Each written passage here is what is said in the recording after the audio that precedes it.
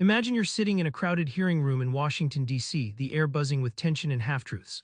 A new health policy is on the table, but what really drives the agenda? Is it logic, money, power plays? This messy scene unravels a secret. Public policy isn't a straightforward plan, it's a complex dance of players and models, each trying to shape our world. Let's pull back that curtain together.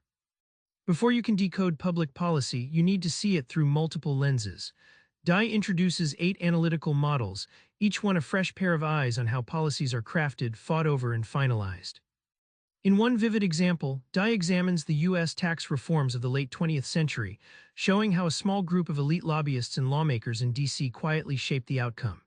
It's a reminder that despite broad debates, real power often lives backstage among those with deep connections and influence. Game theory treats politics like a chess match. Imagine Congress members as players anticipating moves and countermoves. Just like in chess, each policy move triggers strategies, alliances, and gambits, making policy making a tense, strategic game where every action shapes the next. Then there's incrementalism, the slow cooker of policy. Instead of sweeping changes, governments often nudge policies forward bit by bit. Dye calls it muddling through, like adjusting the thermostat a few degrees rather than flipping the switch, allowing policymakers to avoid risks and gradually steer outcomes. Understanding policy means answering a killer question: why do governments pick some policies over others? Dye unpacks the messy mix of motives and mechanics that push certain laws across the finish line. In examining environmental protection laws, Dye spotlights competing interest groups, the fossil fuel lobby versus green activists, locked in a tug-of-war. Policies emerge not from neutral debates but from which side mobilizes better, spending millions and rallying public opinion.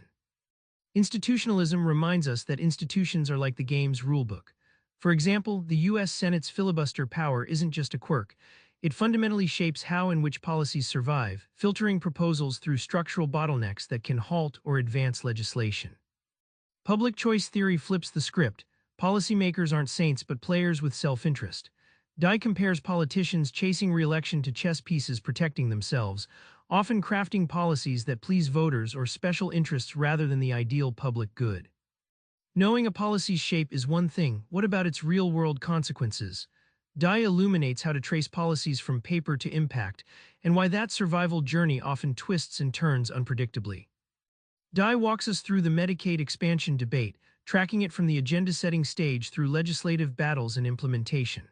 This model lays bare the winding path policies travel, full of veto points and political pushback that slow or reshape final results. Rationalism assumes policies are neat, logical plans, but reality is messier. Dye compares this to plotting a perfect road trip, only to hit detours, traffic jams, and breakdowns. Policymakers often must improvise mid-journey as unexpected events redirect their carefully designed routes. Finally, consequences often surprise. For example, welfare reform intended to reduce dependency sometimes increased poverty in certain communities.